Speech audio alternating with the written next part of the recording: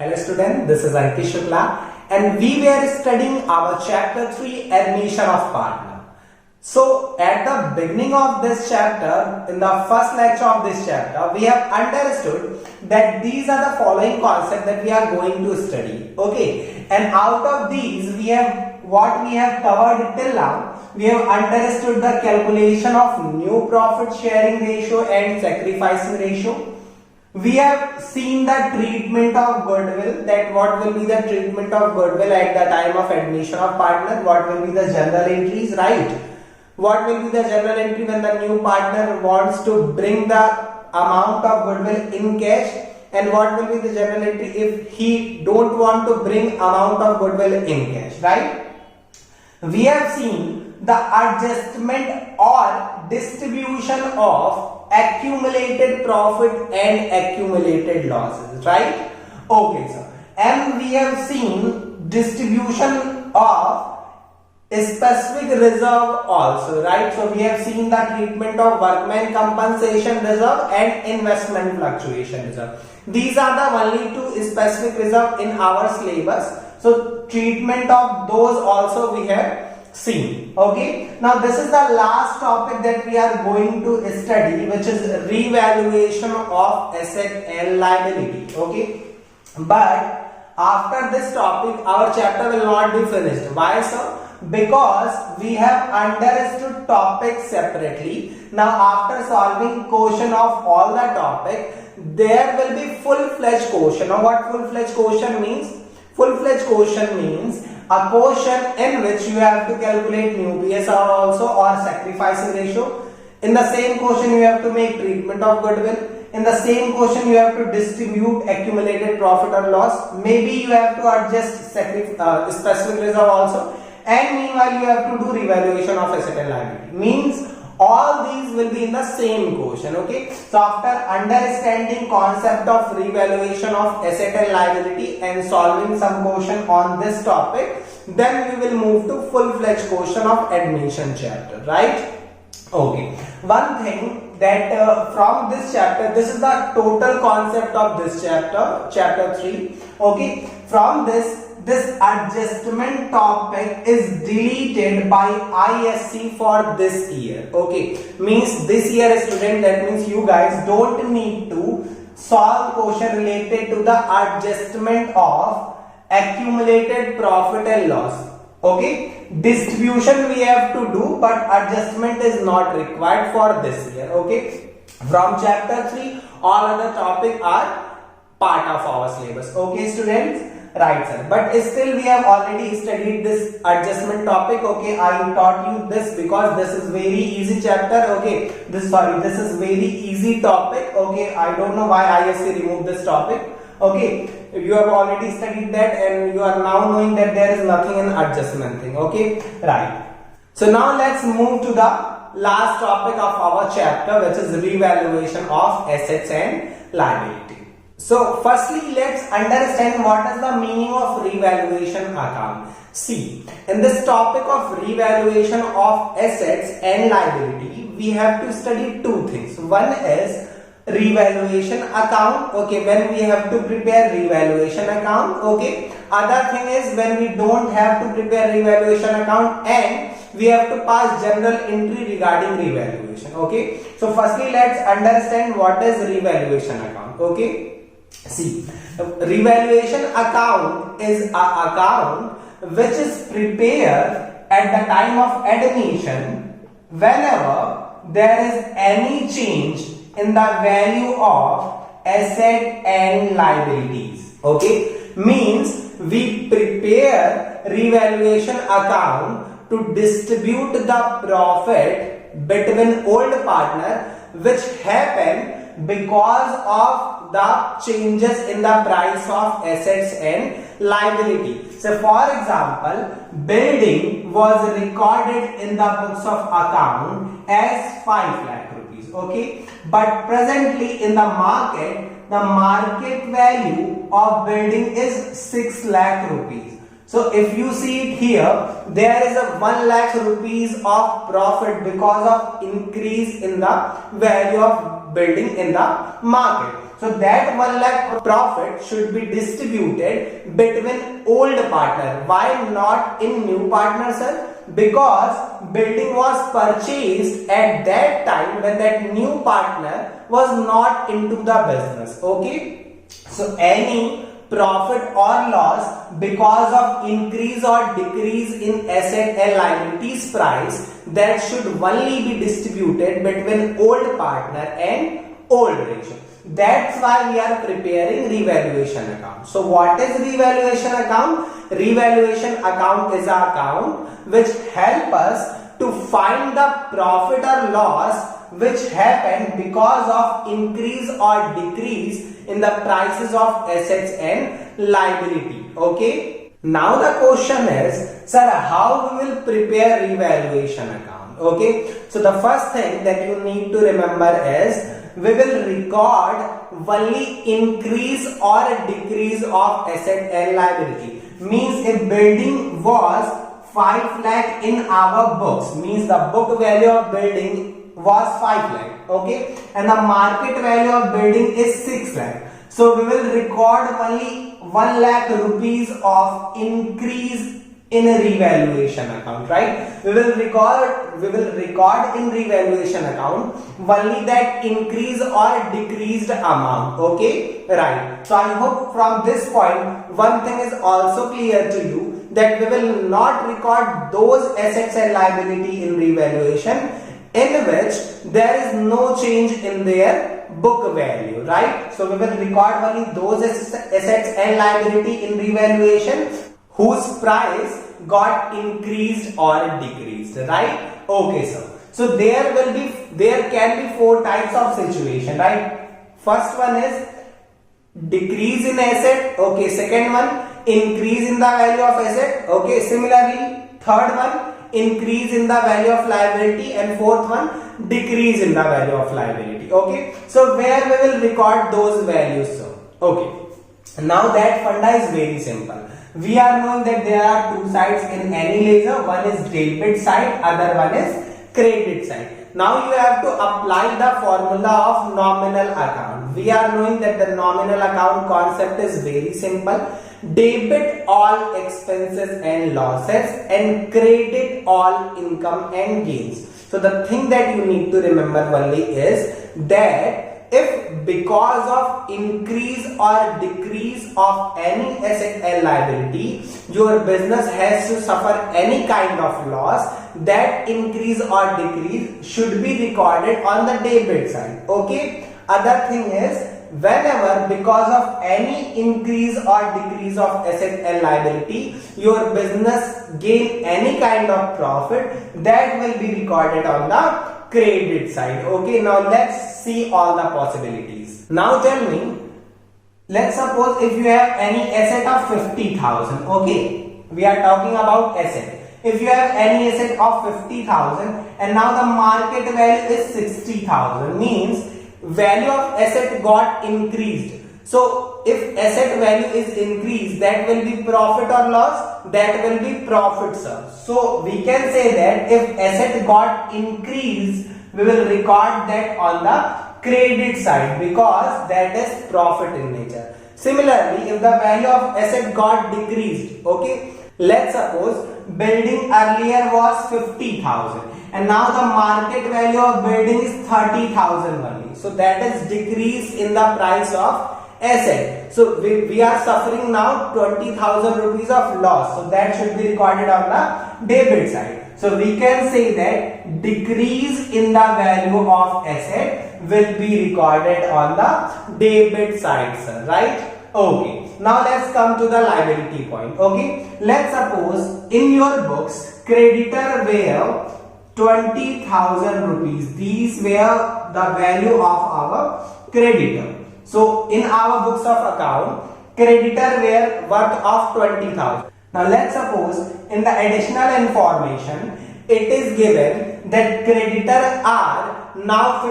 15,000 only. So here if you see there is a decrease of 5,000 rupees.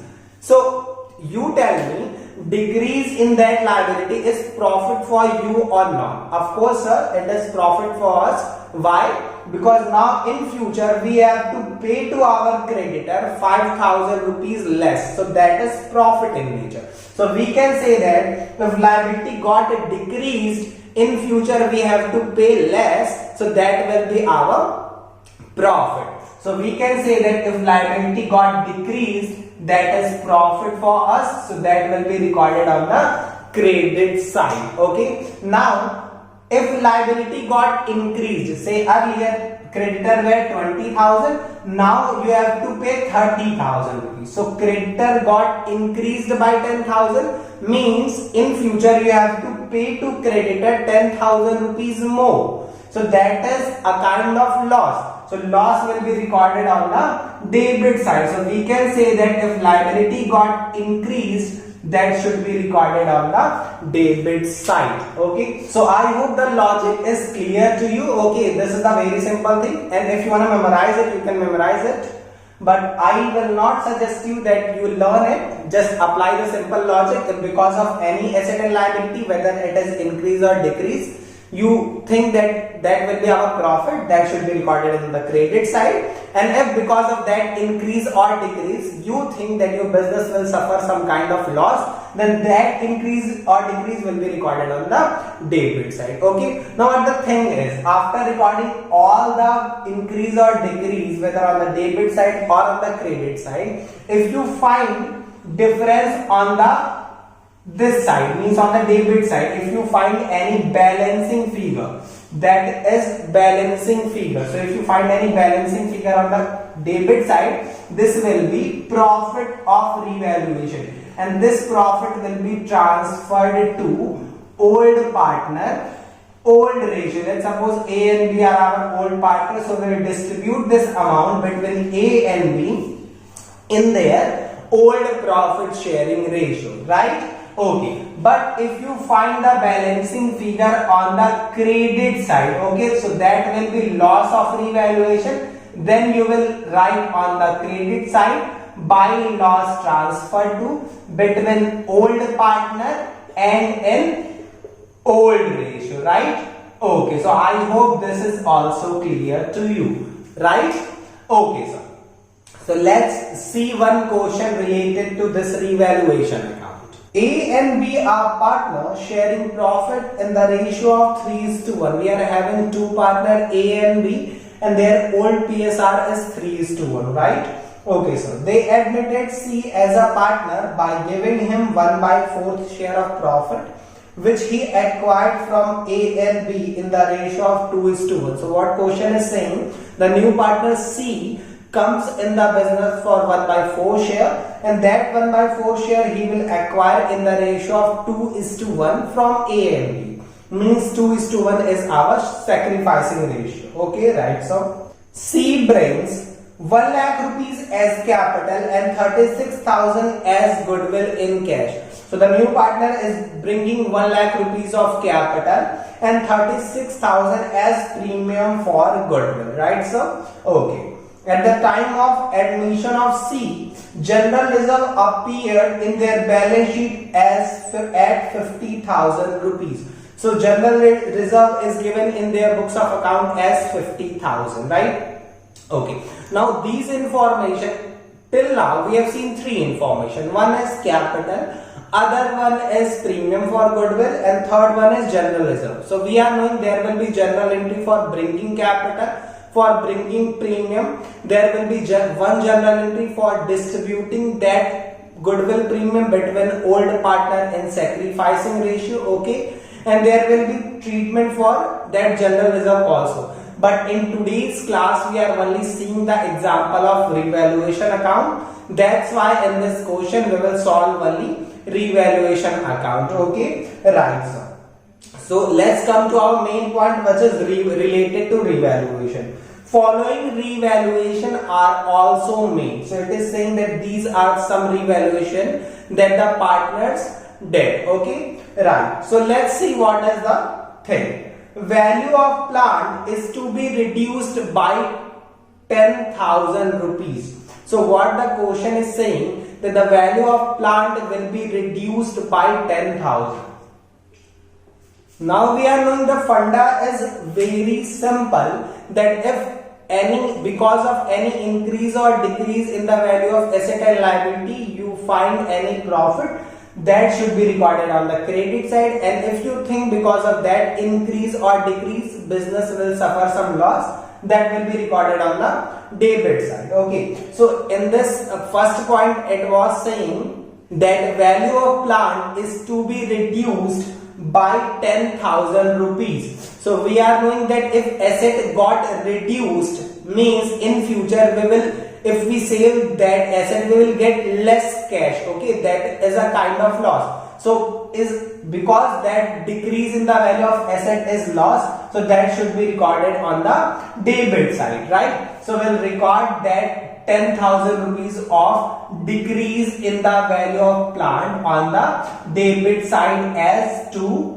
plant account. Okay, I hope this is clear to you, right? Okay, now let's see the second information. Bad debts provision is to be reduced from 4,000 to 3,000. Now what it is saying, that bad debts provision which we have already created in the past was 4,000 rupees. Now that provision should be reduced to 3,000. Okay, now what we are knowing, that bad debts provision means we are supposing that our debtor will not pay. Okay, that's why we have already created 4,000 rupees of provision in the past. Now we are assuming that there is no need of 4,000 worth of provision. 3,000 of provision will be sufficient, because that 1,000 of provision which we already created may pay the debts in future. Means here we are assuming that out of this 4,000 of provision,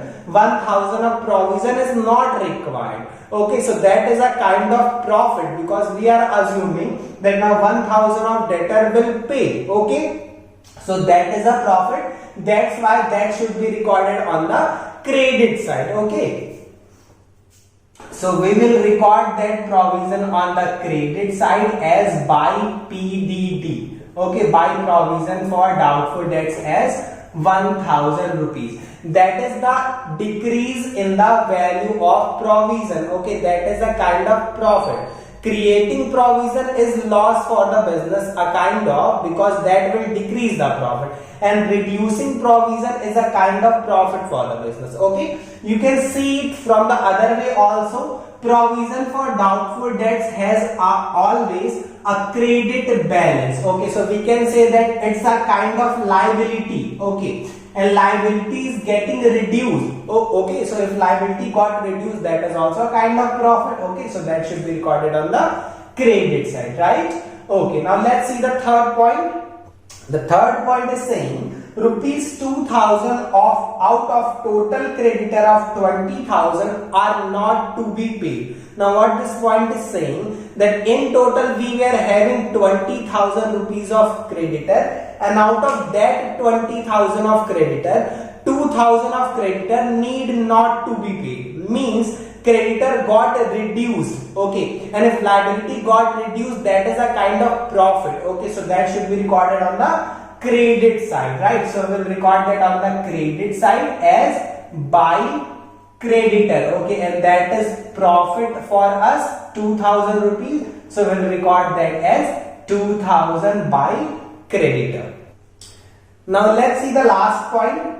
There is an outstanding bill for repair 1,200. Now what this point is saying, that we are having an outstanding bill for repair, means we got some repair done in our business. Okay, and for that repair we have to pay to someone who did that repairing 2,000 rupees. Okay, so we have to pay 1,200 rupees. So we have to pay 1,200 to that repairman. Okay, so that is a kind of liability. Okay, so liability got increased. Earlier this information was not available to us. Means earlier we don't need to pay anything to anyone, but now because of this information, in future we have to pay 1,200 rupees for that repair bill, right? So we can say that liability got increased. Okay, and if liability got increased, that is a kind of loss. So that will be recorded on the debit side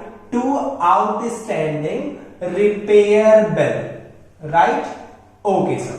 Now the bill amount is 1200, so that will be recorded on the debit side. Okay, so we have recorded all the information related to revaluation. Now there is no other information related to increase or decrease in the value of asset and liability. So now we can find a balancing figure. If we find difference on this side, that will be profit, and if we find difference on the credit side, that will be loss. Okay.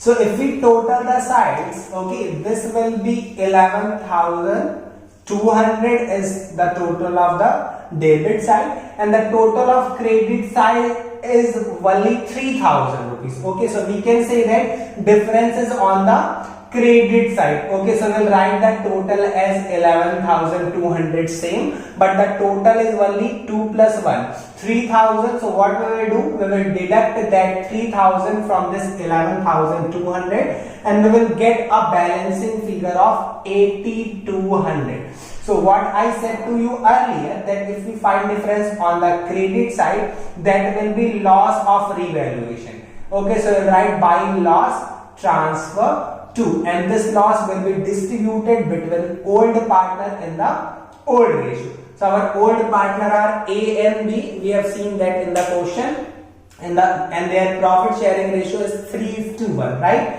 So we'll distribute that 8,200 in 3:1, and we will get a value of 2050 for B, and for A it will be 6150. Okay, right? So that was the revaluation account. See how simple was that? Okay, now we haven't solved the first question of revaluation account from our book for now, because I want to explain you revaluation account first, then the journal entry of revaluation. Okay, and that question is related to journal entry of revaluation, right?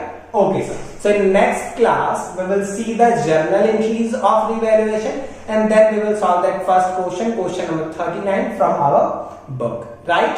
Okay, students. So that's it for today's class. I hope you have understood this.